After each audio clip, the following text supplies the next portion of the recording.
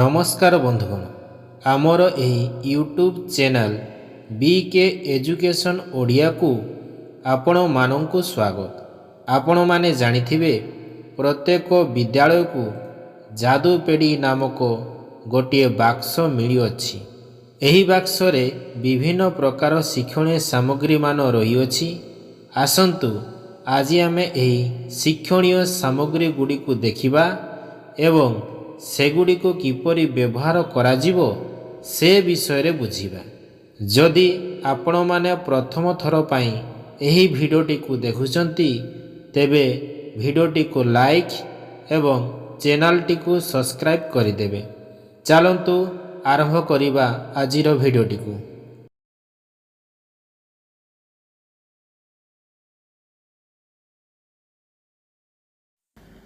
तेईस आकृति shutter board सहित सूता।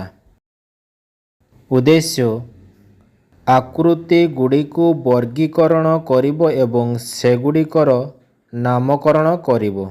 आखि हाथ समन्वय उन्नत विकास करिबा सूक्ष्म मांसपेशीर उन्नति विकास करिबारे साहाय्य करिबा।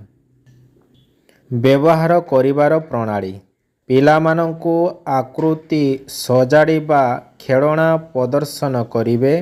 समस्या समाधान और संरचना आकृति गुड़ी को बुझांतु एवं मेल करिबे एवं उपयुक्त गातरे आकृति रखिबे।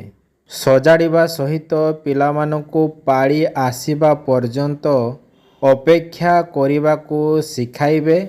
धैर्य रखिबार अभ्यास करिबे। भिन्नता मुक्त आलोच्य प्रश्न जदि मु वर्गाकार आकृति को नेई गोल आकृति रे रखे कौन हेबो? तुमे माने कौन भावुच केउठी एहाकू रखिबी?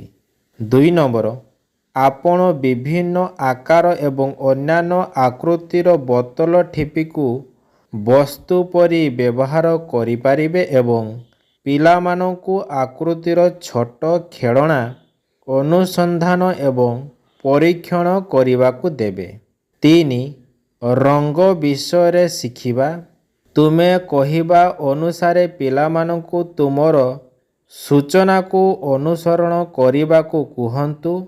आसंतु लाल रंगर वर्ग वस्तु को उठाइबा एवं परवर्ती रंग और आकृति अनुसारे सजाई पारिबा।